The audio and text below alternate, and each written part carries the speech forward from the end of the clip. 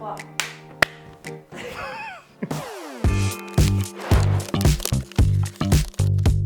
Salut, moi c'est Léon et je suis Lead Data Engineer chez Brigad. Data Engineering chez Brigad, c'est tout ce qui va permettre de traiter la donnée, peu importe son origine, peu importe sa taille.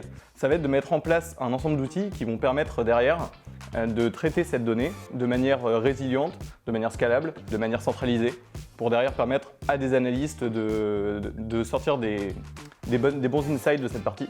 L'objectif de tout ça, en fait, c'est d'arriver à une infrastructure complète qui permettent l'ingestion, la transformation et l'enrichissement de la donnée. Et du coup, qui dit enrichissement de la donnée, dit aussi enrichissement des décisions qui sont prises grâce à cette donnée. Chez Brigad, on utilise pas mal d'outils pour le data engineering. Ça va être, pour l'ingestion typiquement de la donnée, on va utiliser un outil qui s'appelle Airbyte, qui est un outil open source qui va permettre de simplifier vraiment la partie de prendre la donnée de plein d'endroits différents pour la centraliser derrière et pouvoir la traiter. Justement, pour le traitement de cette donnée et le stockage, on utilise une plateforme qui s'appelle Databricks, qui est basée sur un concept de lakehouse où on va avoir toute la donnée qui est un peu comme dans un lac, qui est centralisée à un endroit et derrière on va pouvoir la traiter. C'est basé sur une technologie qui s'appelle Spark et qui permet en fait de requêter cette donnée en SQL, en Python ou en Scala. Donc c'est assez polyglotte et ça permet surtout de scale assez efficacement par rapport à la taille de la donnée.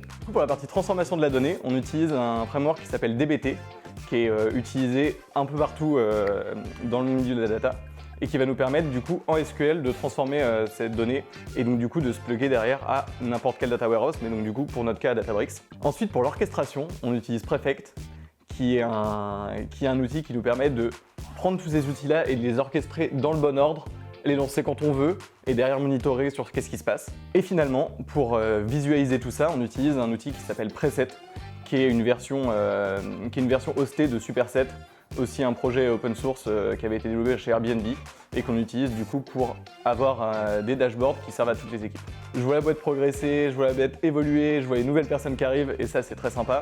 Et aussi parce que moi-même j'ai eu la possibilité d'évoluer, de changer de scope dans mon ancien poste qui était développeur back-end et ensuite même de changer totalement de responsabilité de métier en passant lead data engineer il y a moins de 6 mois de ça.